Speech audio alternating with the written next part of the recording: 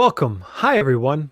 My name's Rhyen Staley, and I'm a researcher for Parents Defending Education. And I'm excited today to have Ryan Petty with us. Ryan Petty currently serves on Florida's Marjory Stoneman Douglas Public Safety Commission, and is a vice chair of the Florida State Board of Education. Ryan is also a board member of Stand with Parkland and is the co-founder of the Walk Up Foundation. Ryan, thanks for joining me to have this conversation. Ryan, it's great to be here. Doing well. It's a pleasure to speak with you again, and an honor to be included in this podcast. Well, we're grateful for you to be here and to bring your insight and why don't we do this? Why don't we have you start with some of your background? You discuss what you feel comfortable discussing, of course, and how you got involved with school safety and the movement to kind of to bring our schools to a better place in terms of school discipline and overall safety. Well, I've been involved in educational topics, my entire life. As a parent, I was keenly interested in the education of my four kids, and my wife also. So we've spent all of their years being very active and involved in their schools. My wife has volunteered at every school that my kids have attended in one form or another, either in the office or in the classroom, helping the teachers out. So we've been engaged parents from the beginning. We moved to Florida in 2014. I took a job down in South Florida, and we did what most parents do, which is try to find the best school that you can for your kids. And we found the schools in Parkland, Florida, to be very highly rated. Basically all A schools. They looked very, very good to us. So as we relocated to South Florida, we chose to move to Parkland and move our kids into the schools there. Fast forward to 2018, February 14th. In fact, 2018, Valentine's Day,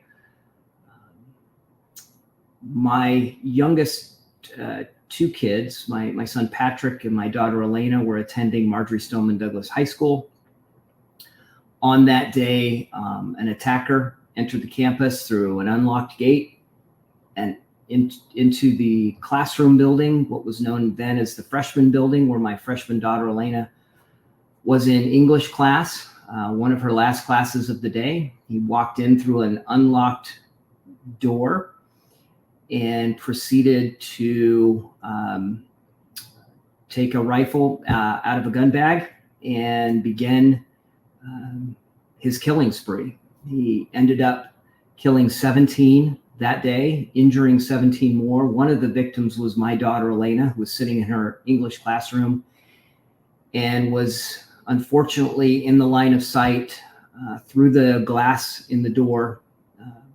And the shooter was in the hallway looking through the windows in each of the doors, looking for victims, and unfortunately saw my daughter Elena and two of her classmates and sitting in their English class, and she was killed that day. What I didn't know, obviously, my wife and I were devastated. Our family was devastated. What we didn't know was that this was, like many of these school attacks, a very preventable tragedy. This was something that could have been prevented had the school district had the correct policies, training, and had a culture where safety was important. And unfortunately, even though the schools were A-rated academically, they were anything. They were really F-rated schools when it came to dealing with problematic students, dealing with threats to the school, and also informing parents of issues, ongoing threats or safety issues at the school. So in an effort to honor my daughter and who she was, I have embarked on, with my wife's support and help, we've embarked on, for the past 6 years, working to make sure what happened to our family and doesn't happen to any other family. Now, we've had other school attacks, so we were under no false notions that we could immediately change things, but we wanted to be a warning voice to parents, first and foremost, about the school safety and security issues that are prevalent across schools, in schools across America. Number one. Number two, we wanted to be a force for change or for good, to try to impact and influence these schools to do a better job of protecting students and staff at school. Look, nothing that these educators teach our children matter if they don't come home. And so with that in mind, we have worked in every way we know how to understand what happened in Parkland, why it happened, what are common characteristics of these attacks, and what can we do to prevent them from happening, both the day of the attack, but also in the weeks and months and years that precede these attacks. What are the things that we can do? What are the policies that need to be in place in our schools to create that culture of safety where learning can occur and where students feel safe and staff feel safe and threats are dealt with? What can we do to change that environment? And so that's really been our focus and our mission. And I know we'll get into this as we talk a little bit further, but one of the things that we learned about what was happening at Marjory Stoneman Douglas, and for that matter, the schools in Broward County, Florida, and schools across Florida and the nation, were very lenient discipline policies and an unwillingness to deal with students that presented a threat to other students. And so that's one area of prevention that I know we're going to talk more about today, but that's an area where we can have a very big impact in stopping the kinds of tragedies that have been plaguing many of our schools across the country. So if I understand, kind of what you've talked about here is, with the situation with your daughter and the other students at Stoneman Douglas is there were plenty of signs from that particular student, the aggressor, long before he ever got to that final conclusion, right? To that final behavior. So when we start seeing, especially after the COVID lockdowns, we start seeing, maybe it's always been there, but more video coming on social media of fights at schools, an increase in those behaviors from students. How much of that, when you see those come across your social media feeds, how much of that rings a bell for you from what you've learned through your personal experience down there in Florida? Well, a couple of things. So first of all, I sit on the Marjory Stoneman Douglas Commission, which you mentioned at the beginning, and our task was to investigate the tragedy at Marjory Stoneman Douglas and to learn from it. One of the things we learned was on the day of the attack, as the shooter finished his rampage and attempted to exit the building along with the other students that were evacuating the campus, one of the students looked over at the shooter and said, "Boy, I figured if there was a school shooting, it would be you."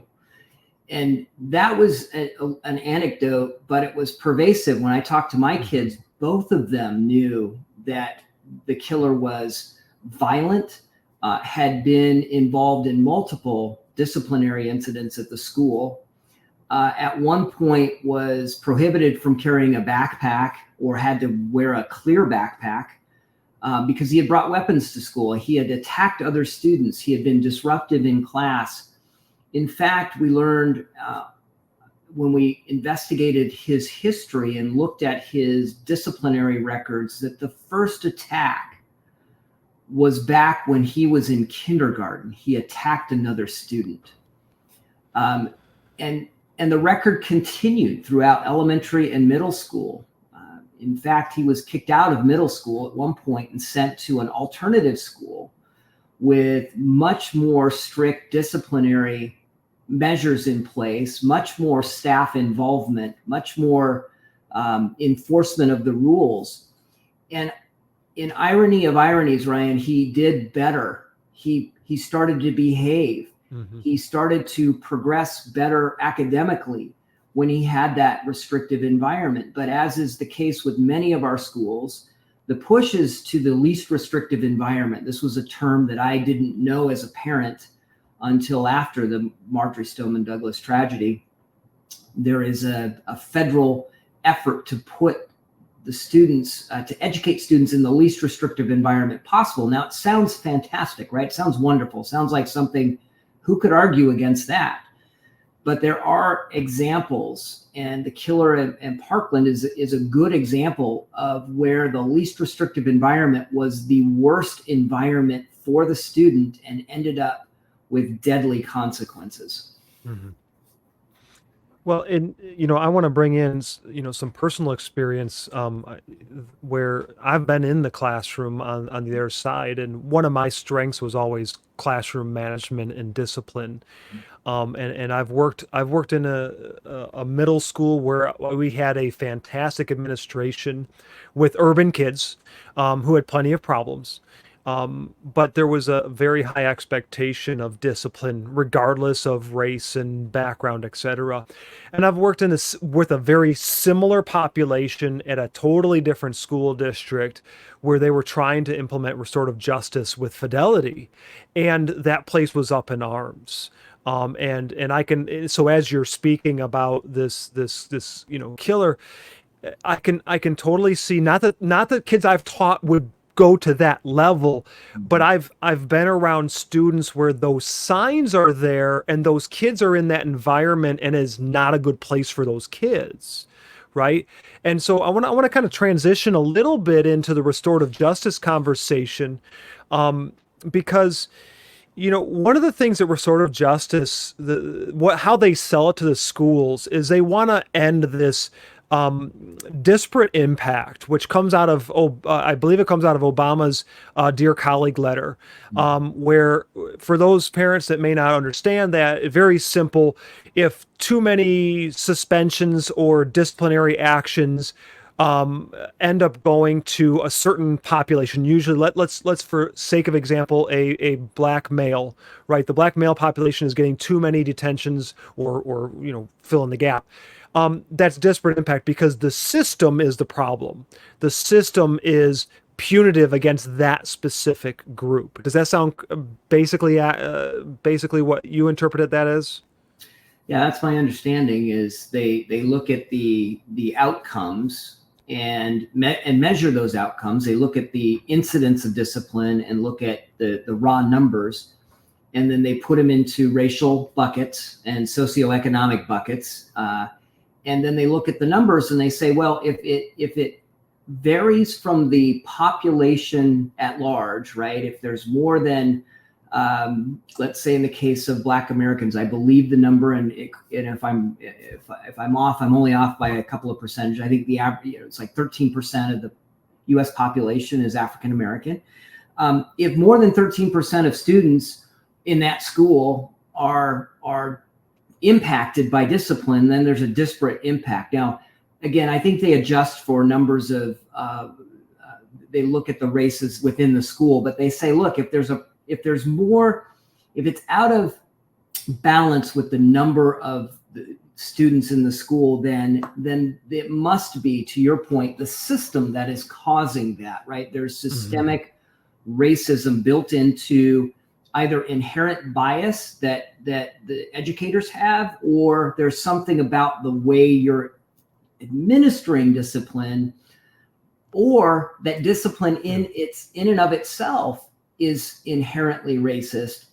And therefore, we need to throw it out and use another practice. And you mentioned the one that is quite popular is restorative justice. And so they take traditional discipline out and replace it with restorative practices. And I can talk a little bit about what happened with the killer in Parkland specifically. So, Yeah, please do. You know, there was a program implemented in Broward County, Florida. In fact, Broward County was considered to be sort of the poster child for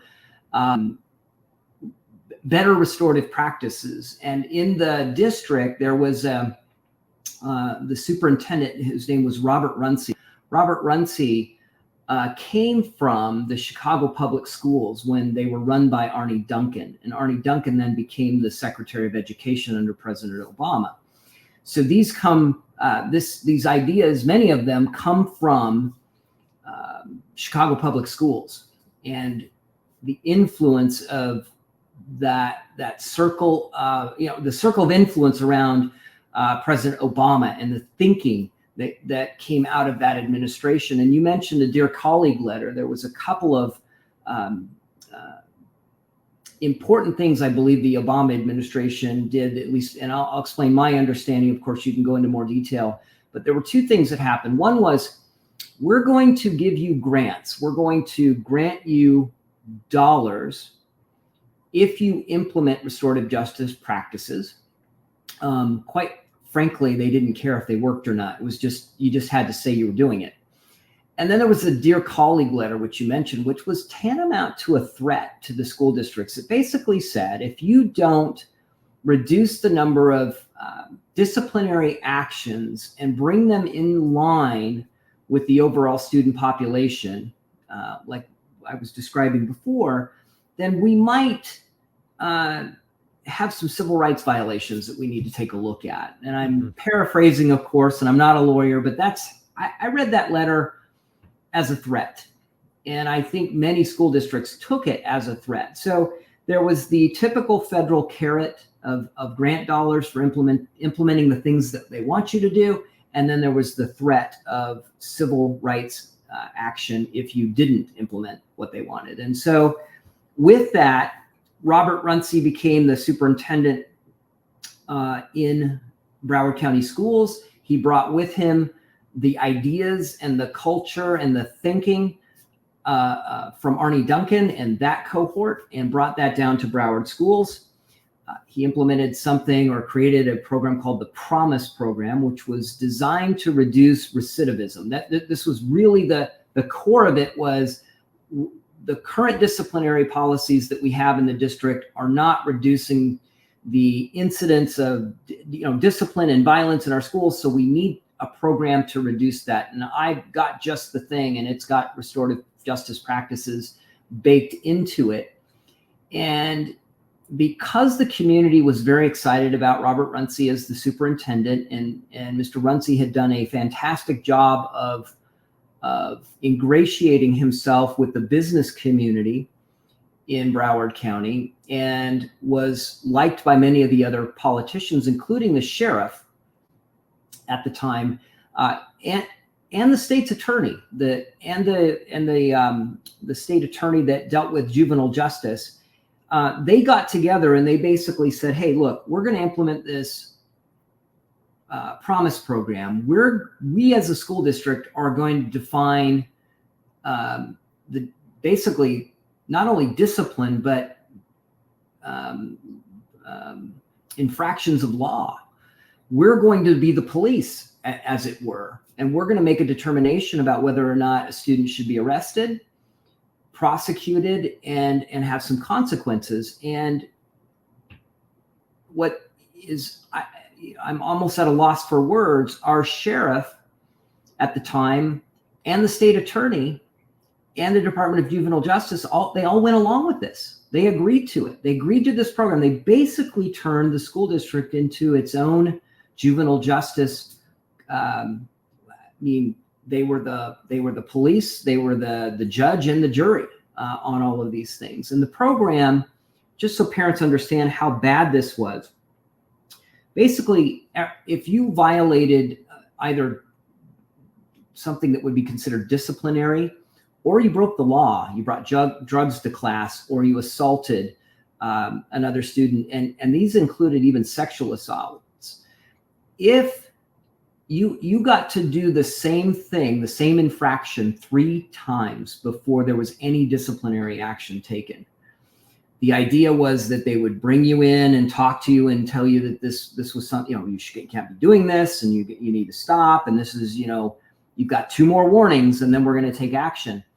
But the students learned very quickly that they only took action if it was the exact same infraction. So you can imagine 3 assaults, 3 of the same type before any disciplinary action was taken under the Promise program, which meant if maybe you had an assault and then you decided to burglarize the school, and then maybe you just wanted to make a threat to the school. Those were 3 different infractions. They didn't count towards the total number. And so students, look, the students are smart, right? And they understand the rules, and they understand the system, and they learn how to game the system and play the system very quickly.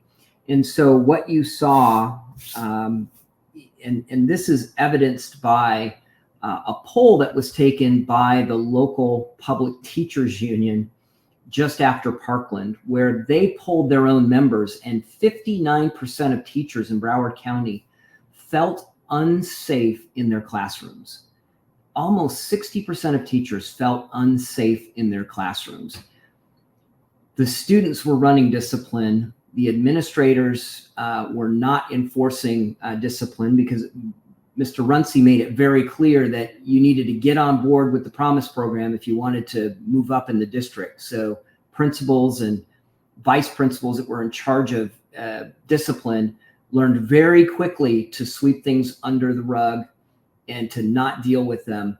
And so this became a culture within Broward County schools. Now, the Superintendent Runcie and the sheriff would go around and talk about how wonderful this program was, and they would tout its accomplishments. And typically, the only accomplishment they would ever cite is that in the year after the program was implemented, juvenile arrests went down by 53%.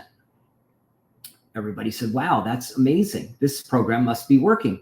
Well, really what had happened was there was a back-end agreement between the sheriff and the school district that they would just stop arresting juveniles. And so they cooked the books, if you want to think about it that way. They literally stopped arresting students. And so, of course, the numbers went down. But again, this was all promoted to the business community and to parents as a successful program. But it was very clearly not a success, because 60% of Broward teachers felt unsafe in their classrooms. You can only imagine that the 60% of students, or nearly 60% of students, felt unsafe in those same classrooms. Yeah.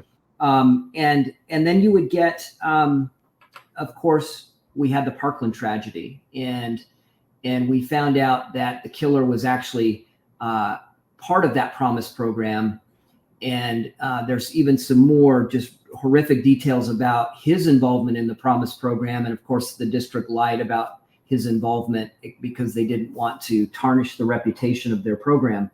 But it was an absolute abject failure, and it made Broward schools less safe. And I believe it contributed to the Parkland tragedy and the death of my daughter.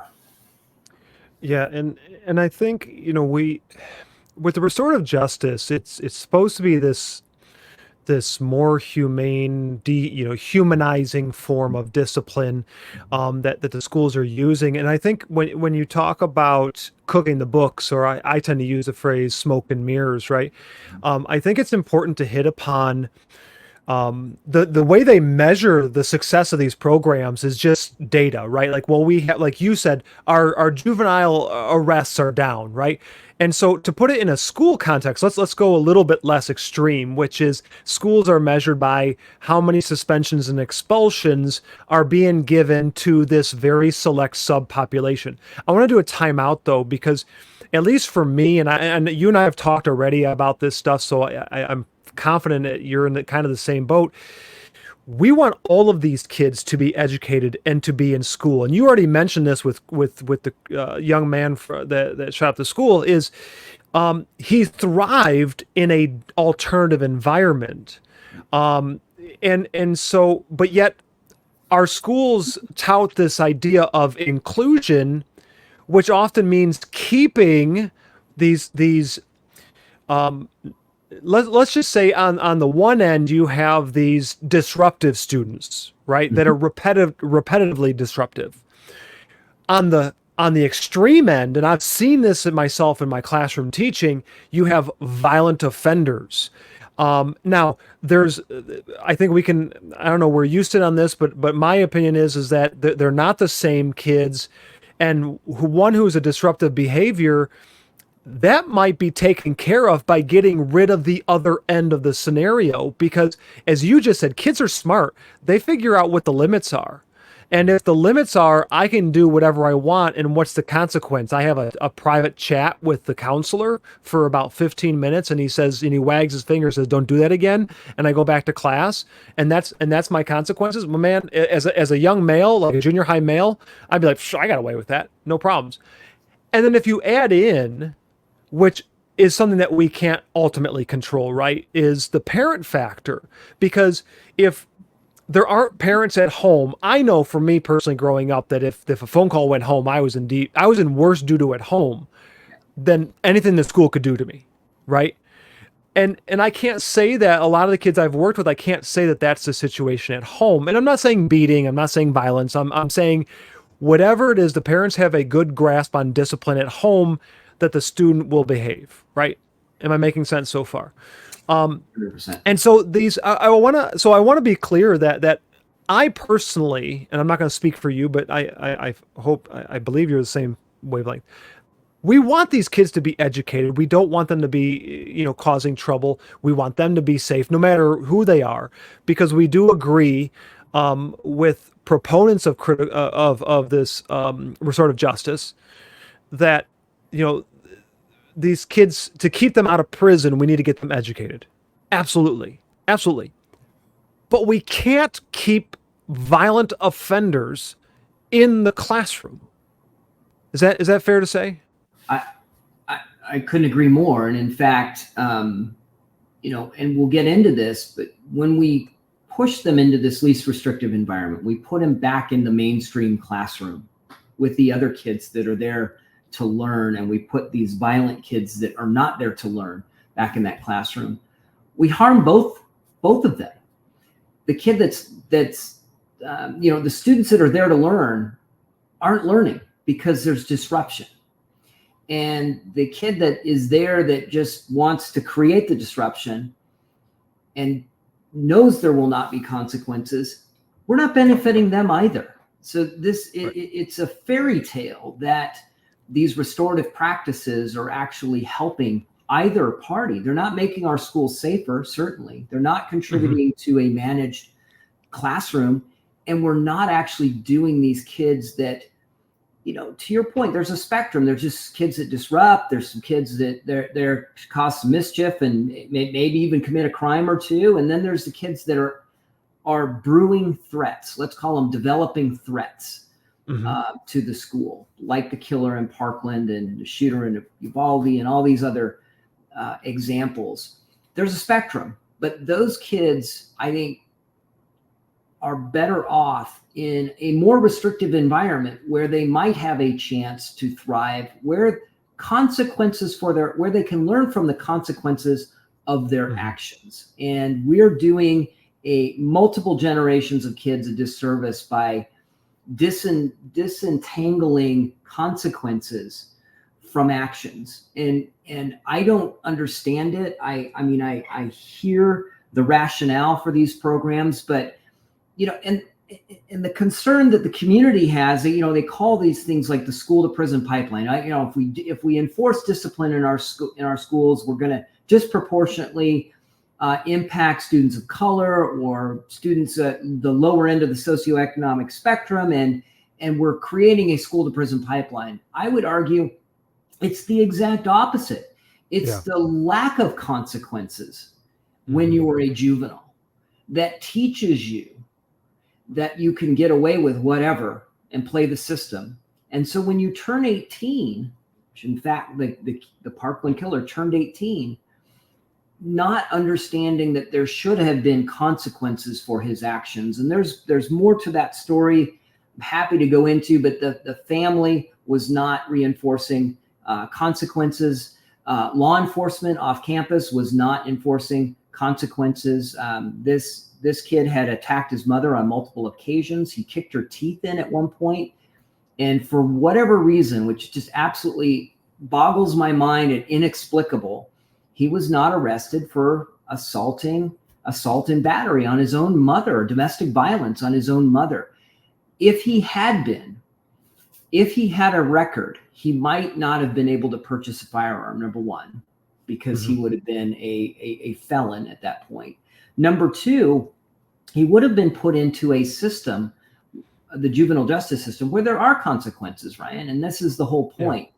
We could have, before he decided to become a threat, before he decided to become a killer, before he pulled the trigger, that was society's opportunity to divert this kid, to use the language of the restorative justice crowd, and divert him onto a different path. But we missed that opportunity because we decided that we don't want to hurt their feelings. We don't want numbers that activists can report to the community. We don't want to look bad. And quite frankly, nobody is better off for the decisions that are being made in many of our schools. And I want to hit on some data. I had recently pulled some, and this is for parents too, things that you can investigate at your own district. I had found some, I think it's from Pennsylvania, school district had posted on their school board website. So you go to a lot of times this data will be there. If not, you can request it or submit a Freedom of Information Act. Certainly reach out to us at Parents Defending Education at defendinged.org if you need some help with that type of stuff. But I pulled some discipline data, Pennsylvania district from 2022. And they talked about, it was the first half of the school year, and they had about 300 discipline infractions that were actually recorded. Now, this is a district that is using restorative justice. Let's come back to that in a minute. But this is actually recorded discipline. And they said that out of the 1,400 students in that particular high school, that 11 students was responsible for 1/3 of all discipline infractions up to that point in the school year. 11. I don't know, what is that, like that's less than 1% of the student population is responsible for 1/3 of all discipline infractions that are actually recorded. And over 80% of the school population had 0 infractions. So what that is actually, I think, a pretty in my experience, a pretty standard discipline setup for schools, where it's a very small. So like when I worked at a junior high, especially my first junior high, where we had an excellent principal and assistant principal, high discipline standards. It was always the same handful of students in the office, always the same students. Yes, there would be the occasional kid here or there that was not of those usual suspects. But what I want parents to really understand is that when you get this data of like, X amount of percentage of the students receiving suspensions are, let's just say again, black males, investigate deeper, because most likely it could be the same 5 boys that are constantly causing trouble. And as you were just discussing, maybe the real issue is those 5 boys need to have an alternative setting where they can thrive. That maybe they can't read, so we need to get them into that alternative setting so we can beef up improve their reading comprehension, which might fix the issue. I will be honest and say I've only worked with a very, very small number of students who I felt were a bit on the sociopathic scale. Most of these students I've worked with, really, maybe they had some anger management issues type of thing, right? So I want parents to know that really what we're talking about with the extremely violent offenders is a very small population. But the problem now with restorative justice, and let's go into this, is the problem with restorative justice and restorative practices is that they're now keeping those, especially the violent offenders in the classroom and the more disruptive students, they're keeping them in the classroom, which is now having a residual effect on the other 80% of the students who normally are complying with all the rules. Do you want to elaborate more on that part as we kind of transition to how restorative justice is functioning inside the classroom? Yeah, I mean, you used a word, Ryan, at the very outset of our discussion. You used the word fidelity, right? So, as I understand them, restorative practices, the idea is to get the individual that's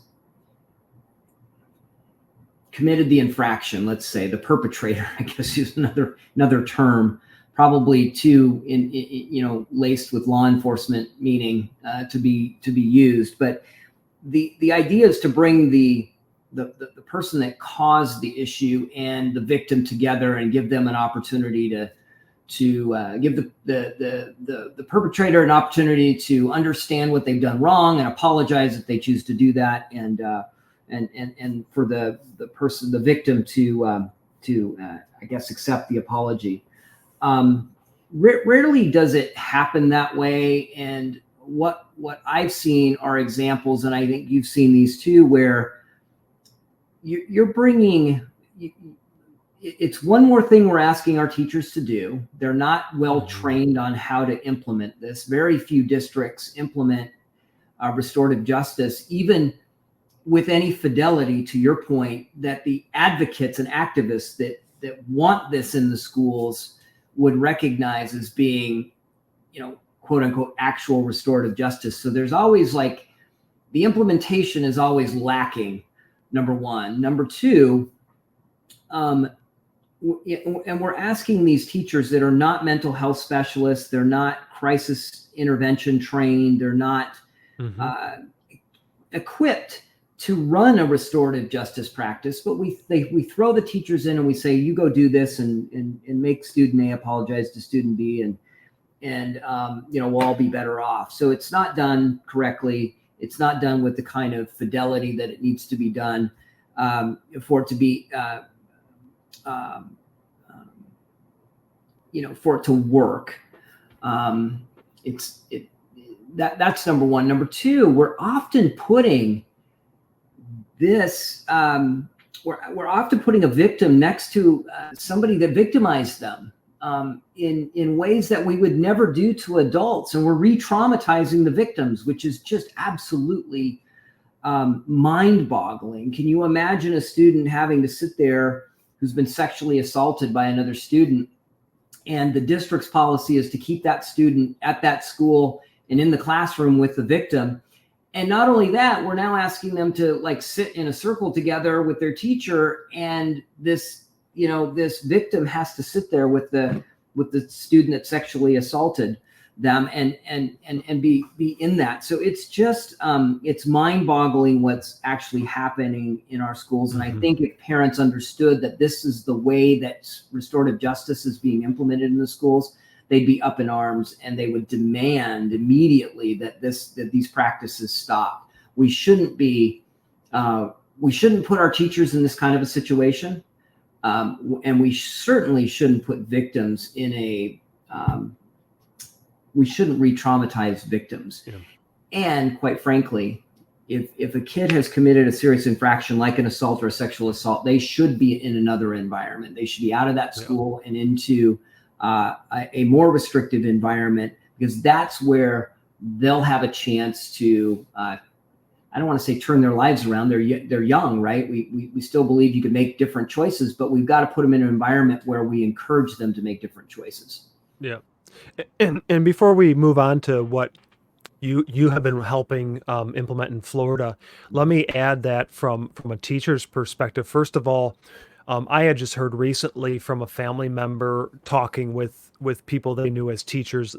Those teachers are leaving, and leaving the educational field, and they're typically citing discipline problems in the school, or lack of dealing with discipline.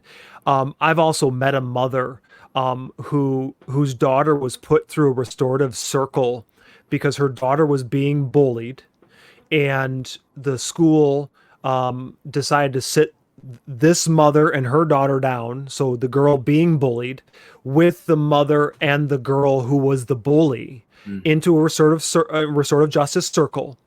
And what happened was, what played out was that the bully with the mother started to bully the girl even further. And it got so bad that the mother had to then make the choice to pull her daughter from the district. As to your point, teachers, administrators, even counselors, to be honest with you, are not. Maybe some counselors are maybe clinically qualified. That is not my world. I'm not familiar with all of the things they have to go through, but I can tell you for sure, teachers and administrators are not qualified to practice this level of therapy. Right. And a couple professional developments in an ed psych class as you get certified to teach is not a qualifier. Right. I've been through those programs. I will attest to that. So what is happening? What have you been working on with the people you're helping in the state of Florida? You've told me this already, and I think it's awesome. I want to hear more about it. Is what are you doing in Florida to push back against this? Yet still, as we talked about, we want these kids to be educated. We want to see them thrive and be successful, without being overly punitive. But there's got to be that level of accountability for behaviors. So, what is it in Florida that you've been working on? Yeah, so we've done a number of things that I think are really helpful and contribute not only to school safety from the perspective of keeping Florida schools from being attacked like this Marjory Stoneman Douglas was in 2018, but also contribute to a better classroom climate, right, and a place where learning can happen, and for all students, right, which is the goal. I don't know that we disagree on the goal. We certainly disagree on how to get there and whether or not every child needs to be in the mainstream classroom. But that's sort of the how do we get there. But here's a couple things that we did.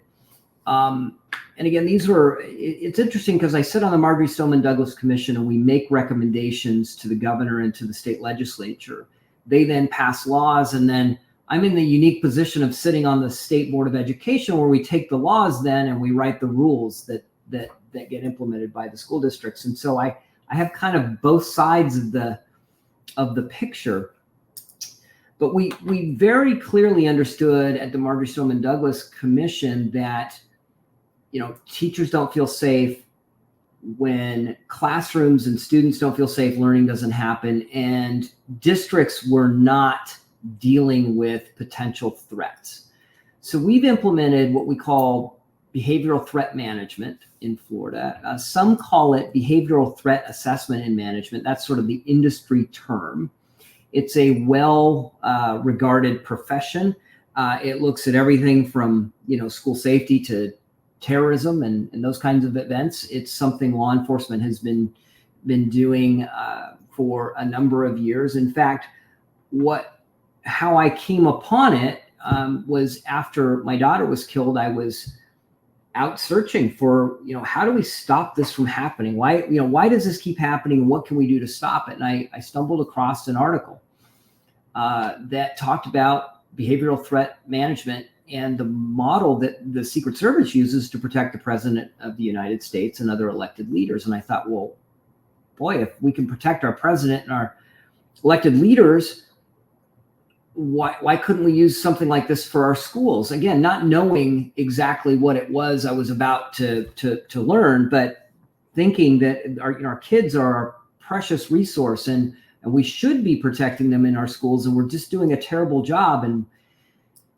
And so I went to the Secret Service and I started talking to them. What I learned was they've been studying school attacks since Columbine, and they had developed behavioral threat management in response to what happened at Columbine. And yes, they use it to protect elected leaders like the president, vice president, their families.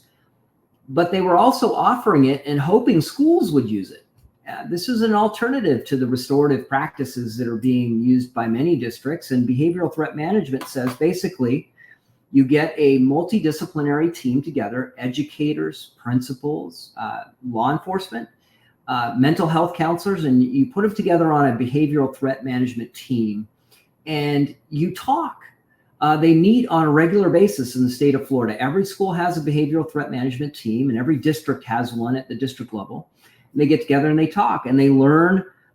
They gather information from teachers and from students, anonymous tips that come in, things that get reported to law enforcement, and they discuss those and they create threat management, for lack of a better term, a case, and they watch and they see what's happening. And if there's something that the district can do or that threat management team can do, let's say you've got some warning signs of students that's disrupting class and has maybe made a threat to another student, they'll get involved and they'll bring resources in, whether those are mental health resources, to your point, clinically trained people that can work with that student and the family. We've got what we call in Florida resiliency resources too. These are outside mentors that can come in and help students that are in need, that maybe don't need a licensed mental health counselor, but just need somebody, a steady force in their life. So we've got mentors in that regard. And so through this process, if we catch these things early, we have a lot of options and a lot of good outcomes, right? We get this kid that was headed maybe down the wrong path. Who knows if they would have ever attacked a school or not, but they were going in the wrong direction, and we get them back into the right direction. And we engage with the parents and the family on this. So this is critically important. You can't just expect the school to do all of this. You've got to have involvement of parents. And so where that's possible, we get parents involved. Where that's not possible, again, we've got resiliency mentors and other things that can come in and help us. But this behavioral threat management is one piece of it. But we started by fixing policy.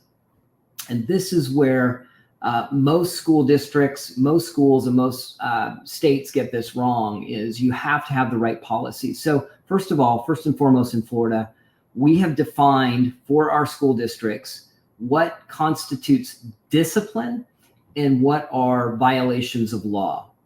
And anything that's under discipline, the school can create their own rules about how they want to deal with disciplinary issues. But we've taken it out of the purview of the school districts to define what happens in law. In fact, we forced them to go to engage with law enforcement, state's attorney's office, Department of Juvenile Justice, those groups, and any infraction of law. And it's very clear now, these are disciplinary incidents and these are infractions of law. Anything on this list requires consultation with law enforcement. So we force the school districts to engage with law enforcement. They do that with the threat management process that we've developed.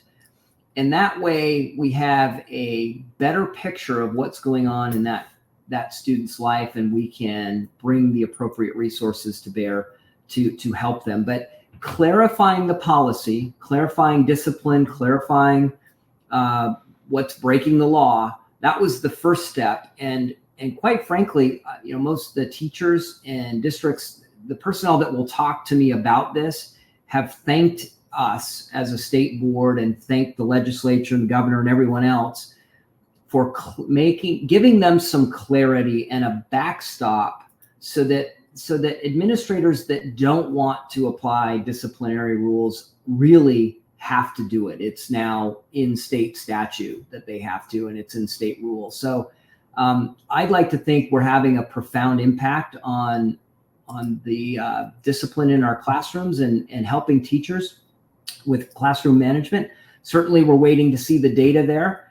And as far as accountability goes, I'll go very briefly. We used to measure disciplinary interventions by our school districts at the end of every school year.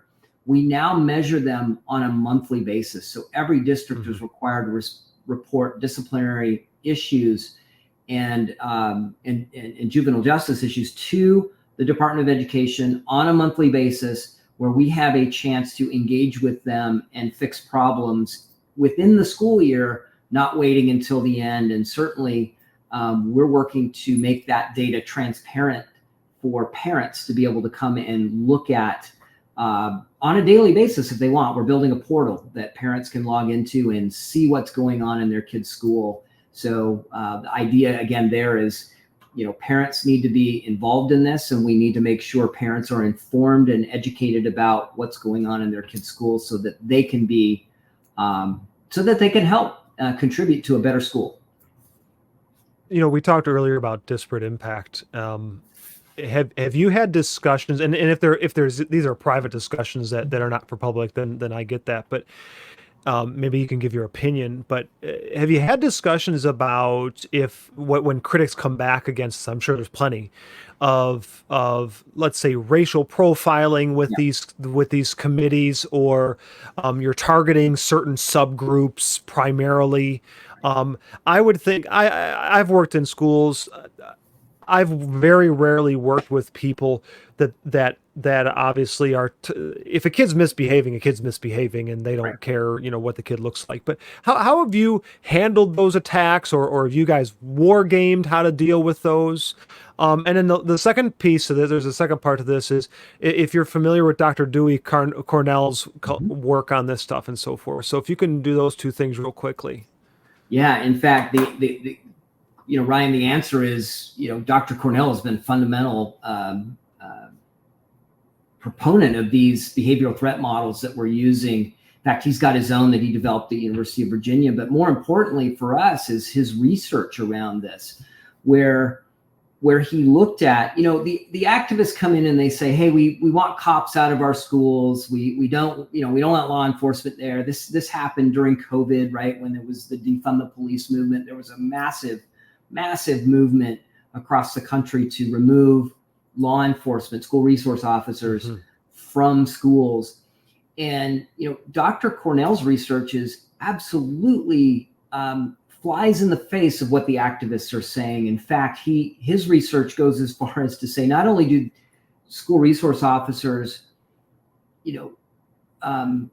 improve the school climate, kids of color, African-American students and Latino students like having a school resource officer on the campus. And it really flies. I mean, he's got facts and data and research to back up what he's saying. The activists have assertions that they make based on feelings, but typically these feelings are not based in any kind of data or facts or research. They're based on, videos that you see on TikTok of a law enforcement officer going too far, perhaps one that was called into the school because a kid was misbehaving. He's not a school resource officer. He hasn't been trained to be a school resource officer. He comes into school and he overreacts because he's used to dealing with adults. That kind of thing. The activists point to that and they say, this is why we can't have, law enforcement shouldn't be in our schools. Our kids don't feel safe. Dr. Cornell's research blows all of that thinking out of the water. He shows that not only do they feel safe, they like and want SROs in their schools. And the SROs do improve the climate and culture and safety of the schools. So Dr. Cornell has done just an incredible amount of work there. And I've never seen any one of these activist groups be able to refute his research. It's actually rock solid and quite good. And I wish there were more researchers out there doing what Dr. Cornell's doing, because he shows that the students want to have the SROs there. And he also shows, and I shouldn't have forgotten this, I don't want to bury the lead here, there is no disparate impact when you've got law enforcement in the schools. They are, in fact, doing what you said a moment ago, Ryan, which is if a kid misbehaves, there's discipline that's applied. It's not based on race. It's not based on implicit bias. It's not based on, I just don't like that kid. It's based on, hey, you did something wrong, and there's a consequence for that. And that I think parents can understand, number one. Number two, kids understand that and will respond to that, positively respond to that. And number three, this is the age, right? As juveniles, this is when you and I learned there were consequences for doing it, doing things. When I put that second cinder block under my bike ramp and I was going to jump, even further, and then I fell off my bike and, skinned my knee or whatever, I learned there were consequences for my actions. Right. That was the time to do that. And that's what happens when we treat discipline correctly within our schools and deal with the kids that are causing the disruptions. It's only fair to the other, you mentioned 1% of the kids causing the problem. It's only fair to the other 99% of the students that they have an opportunity to learn in an environment where they feel safe. Yeah. Ryan, anything here at the end that you'd like to share with parents on what they can do so they, let me back up a step and preface it with this. We at Defending Ed, we've been putting together a list of school districts across the country. It is a work in progress. But we so far cataloged over 1,000 districts that have implemented restorative justice and restorative practices, whether through actual official policy or through just implementation overall. And I suspect that list is going to be much, much higher as we continue to compile it. So one of the things I'll say parents can do is go to defendinged.org and find right at the top of the front facing website, you can find that list, check for your school. If your school's not on there, but for sure they're using it, send us a note and we'll investigate. That happens all the time. I'm the primary researcher on that, so usually it'll be me. So besides parents doing that, and at least starting there, what other advice do you have for parents as they go through this process? Their school discipline is up in arms. Mm-hmm. There's chaos in the building. Their kids come home. They're not learning because of these discipline issues. What would you say to them? Yeah, well, first of all, my heart goes out to the parents because it's a difficult situation because the bureaucracy is going to fight your attempts to try to make change for your own child. But I will tell you that there are a couple things that you need to do. Number one is you need to get with other parents. You're stronger together.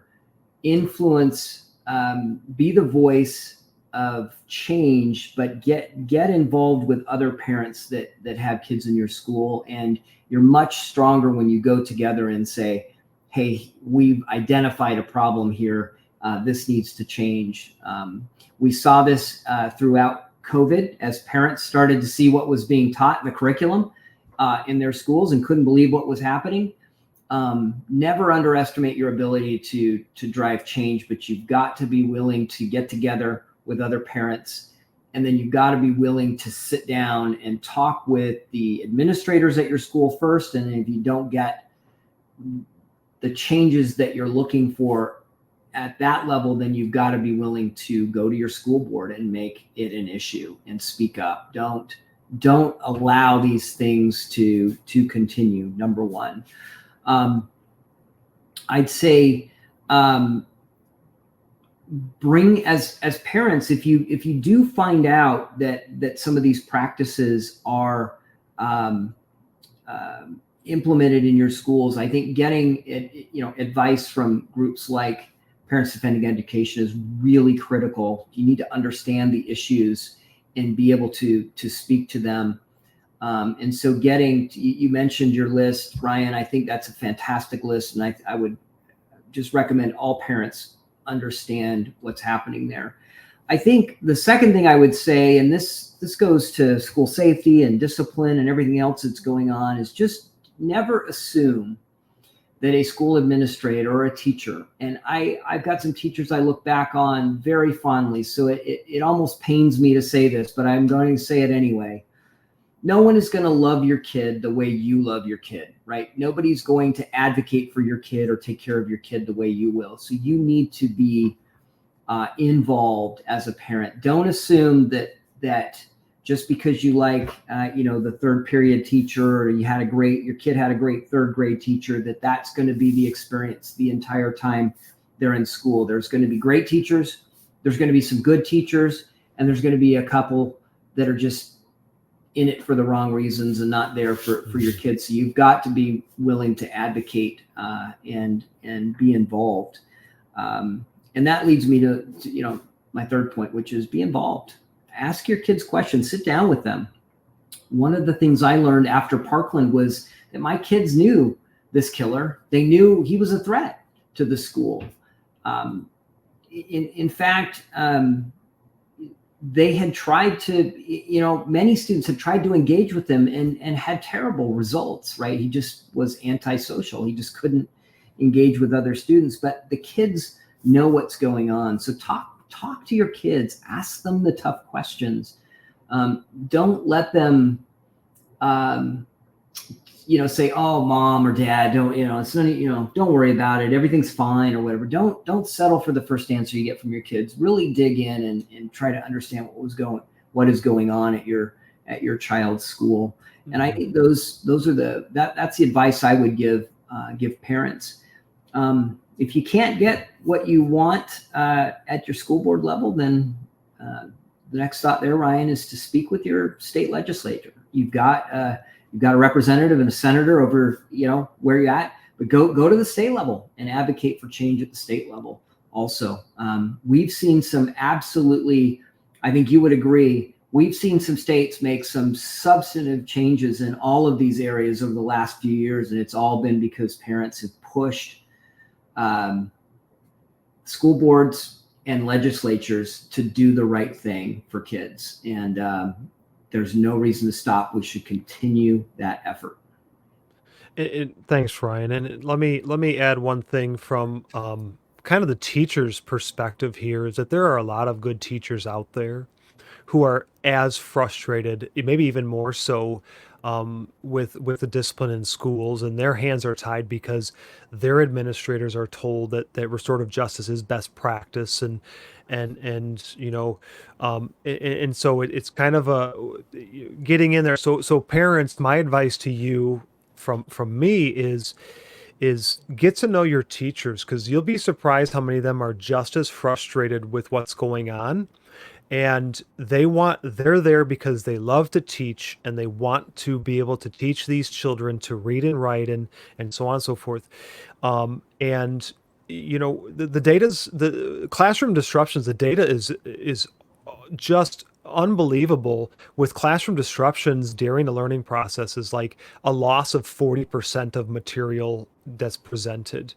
And so we need to get classrooms back to a productive, orderly type of situation, and the teachers, just as much as the parents, want to see discipline there. And I think that if you can befriend teachers, and certainly approach them with a very positive, proactive, like you've been talking about, Ryan, I think you're going to find a lot of allies on this front, and so forth. The other thing I'll say is, I think that there can be an improvement with teacher training when it comes to classroom management as well.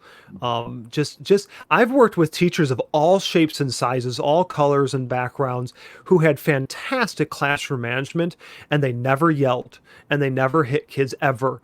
But it was how they presented themselves and how they ran their classroom, how they talked to the students, etc.